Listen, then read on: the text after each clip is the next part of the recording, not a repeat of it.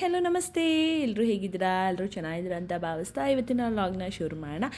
ಇವತ್ತಿನ ಲಾಗು ಅಂದರೆ ನಿನ್ನೆ ರಾಯರ ಹುಟ್ಟುಹಬ್ಬ. ಎಲ್ರಿಗೂ ಗೊತ್ತೇ ಇದೆ, ರಾಯರ ವರ್ಧಂತಿ ನಡೀತಾ ಇತ್ತು. ಸೊ ರಾಯರ ಹುಟ್ಟುಹಬ್ಬದ ದಿನ ನಾನು ನಮ್ಮ ಮನೆಯಲ್ಲಿ ಮಾಡಿದಂತಹ ರಾಯರ ಸೇವೆ ಅಂತನಾದರೂ ಹೇಳ್ಬೋದು, ಅಥವಾ ರಾಯರ ಪೂಜೆ ಅಂತನಾದರೂ ಹೇಳ್ಬೋದು. ಸೊ ಮನೆಯಲ್ಲಿ ಪೂಜೆ ಮುಗಿಸಿ ನಾನು ಮಠಕ್ಕೆ ಹೊರಟೆ. ಸೊ ಆಟೋದಲ್ಲಿ ಹೊರಟಿರೋದ್ರಿಂದ ನೋಡಿ ಎಷ್ಟು ಬೆಳಕಿದೆ. ನಾನು ಹೋಗಬೇಕಾದ್ರೆ ಕರೆಕ್ಟಾಗಿ 6 ಗಂಟೆ ನನ್ನ ಮನೆ ಬಿಟ್ಟಾಗ. ನಮ್ಮ ಮನೆ ರೋಡ್ಗಳಂತೂ ನನಗೆ ಧೂಳಿಗೆ ಸಾಕಾಗ್ಬಿಟ್ಟಿದೆ, ಅಷ್ಟು ಡಸ್ಟ್ ಅಲರ್ಜಿ ಆಗೋಗಿರುತ್ತೆ. ಸೊ ನೀವು ನಂಬಲ್ಲ, ಹೋಗಿ ಬಂದಾದಮೇಲೆ ನೋಡಿ ಎಷ್ಟು ನಾನು ವಾಯ್ಸಲ್ಲೇ ನಿಮಗೆ ಗೊತ್ತಾಗ್ತಾಯಿದೆ ಯಾವ ರೀತಿ ಡಸ್ಟ್ ಅಲರ್ಜಿ ಆಯಿತು ಅಂತ. ಸೊ ಈಗ ದೇವಸ್ಥಾನಕ್ಕೆ ಬಂದ್ವಿ, ದೇವಸ್ಥಾನದ ದರ್ಶನ ಮಾಡ್ತಾ ಇದ್ದೀವಿ. ಸೊ ಏನಪ್ಪ ಅಂತ ಹೇಳಿದ್ರೆ, ದೇವಸ್ಥಾನದಲ್ಲಿ ಪ್ರತಿಯೊಂದು ಪೂಜೆನೂ ಸಹ ತುಂಬಾ ವಿಜೃಂಭಣೆಯಾಗಿ ಮಾಡಿದ್ದಾರೆ. ಕಂಪ್ಲೀಟಾಗಿ ವಿಡಿಯೋ ನೋಡಿ, ಹಾಗೆ ಗ್ರಹಣ ಯಾವಾಗ ಹಿಡಿಯುತ್ತೆ, ಗ್ರಹಣ ಯಾವಾಗ ಬಿಡುತ್ತೆ, ಏನು ಮಾಡಬೇಕು ಅನ್ನೋದನ್ನು ಸಹ ತಿಳಿಸ್ಕೊಡ್ತಾರೆ ನೋಡಿ.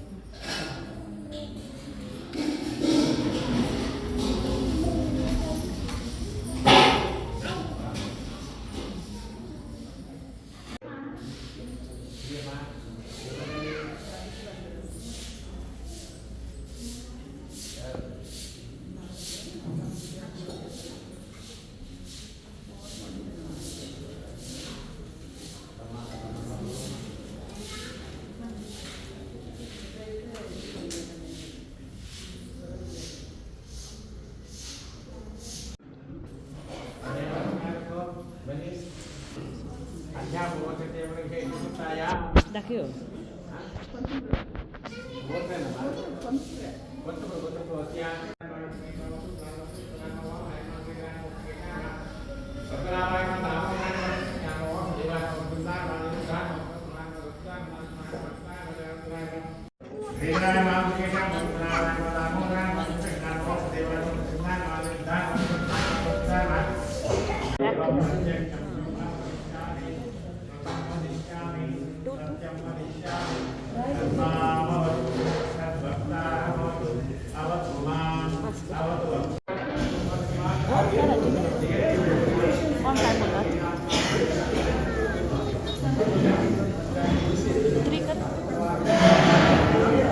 Clarity.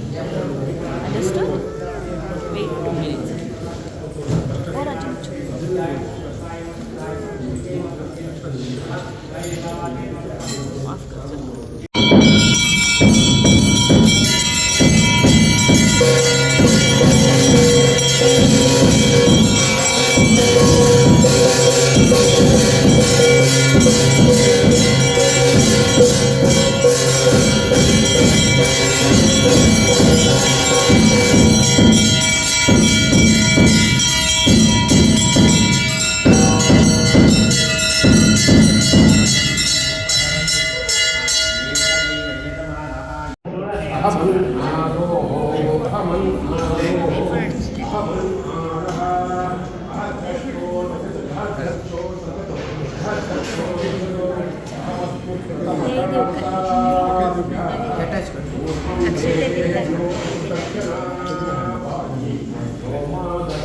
ಮಕ್ಕಳಿಗೆ ಸಣ್ಣ ಮಕ್ಕಳಿಗೆ ಇರ್ತಕ್ಕಂಥವರು ಮತ್ತೆ ಬೆಡ್ ರಿಡನ್ ಆಗಿರ್ತಕ್ಕಂಥವ್ರು ಬಿಟ್ಟರೆ ಬೇರೆ ಯಾರು ಕೂಡ ಏನನ್ನು ಕೂಡ ತಗೋಬಾರ್ದು.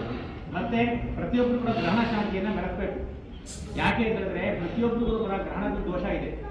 ಹಾಗಾಗಿ ಯಾರು ಏನು ತಿನ್ನಬೇಡಿ, ನೀರು ಕೂಡ ಕುಡಿಬೇಡಿ, ಎಷ್ಟು ಸಾಧ್ಯವಾಗುತ್ತೋ ಅಷ್ಟು ಉಪವಾಸ ಮಾಡಿ ಗ್ರಹಣ ಬಿಟ್ಟ ಮೇಲೆ ಸ್ನಾನ ಮಾಡಿಕೊಂಡು ನಂತರ ಊಟ ತಿಂಡಿ ಆಮೇಲೆ ಕಾಫಿನೂ ಕೂಡ ತಗೊಳ್ಳಂಗಿಲ್ಲ.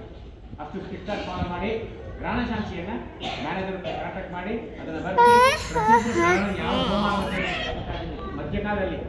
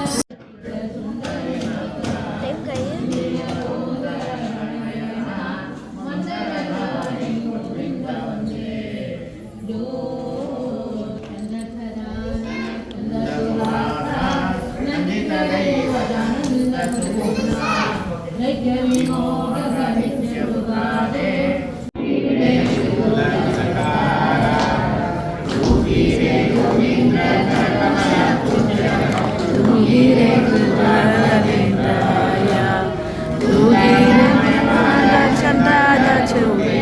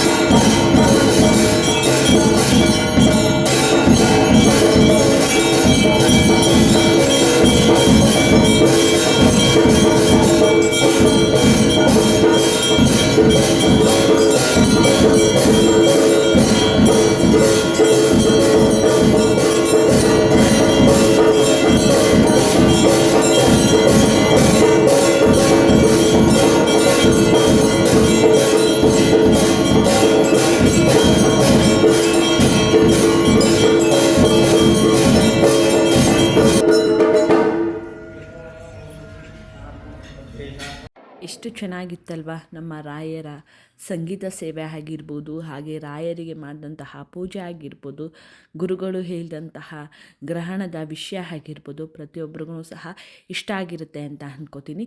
ನೋಡಿ, ಕೇತುಗ್ರಸ್ತ ಚಂದ್ರಗ್ರಹಣ 3ನೇ ತಾರೀಕು ಅಂದರೆ ಮಾರ್ಚ್ 3ನೇ ತಾರೀಕು 6:31ಕ್ಕೆ ಶುರು ಆಗುತ್ತೆ, 6:47ಕ್ಕೆ ಕಡೆಗನ್ನುತ್ತೆ, ಅಂದರೆ ಕೊನೆ ಆಗುತ್ತೆ. ಸೊ ಈ ಸಮಯದಲ್ಲಿ ಹುಷಾರಾಗಿ ಇರೋದನ್ನು ನೀವು ಕಲಿತ್ಕೋಬೇಕು. ಹಾಗೆ ಗರ್ಭಿಣಿಯರಾಗಿರ್ಬೋದು, ಯಾರೇ ಆಗಿರ್ಬೋದು ಹುಷಾರಾಗಿರಿ. ಅಲ್ಲಿ ಯಾವ್ಯಾವ ರಾಶಿಗೆ ಏನೆಲ್ಲ ಫಲ ಇದೆ ಅನ್ನೋದನ್ನು ಸಹ ತಿಳಿಸ್ಕೊಟ್ಟಿದ್ದಾರೆ, ನೀವು ನೋಡಿರ್ತೀರ ಅಂತ ಅನ್ಕೋತೀನಿ. ನಾವು ಪ್ರಸಾದ ತಿಂದ್ಕೊಂಡು ಹಾಗೆ ಕೂತಿದ್ವಿ ಆಚೆ. ನಮ್ಮ ಪುಟ್ಟ ರಾಯರು ಬಂದರು. ಮನಸ್ಸಿಗೆ ಎಷ್ಟು ಖುಷಿ ಆಯಿತು ಗೊತ್ತಾ, ಅನ್ಎಕ್ಸ್ಪೆಕ್ಟೆಡ್ ಈ ಪುಟ್ಟ ರಾಯರು ಬಂದಿದ್ದು.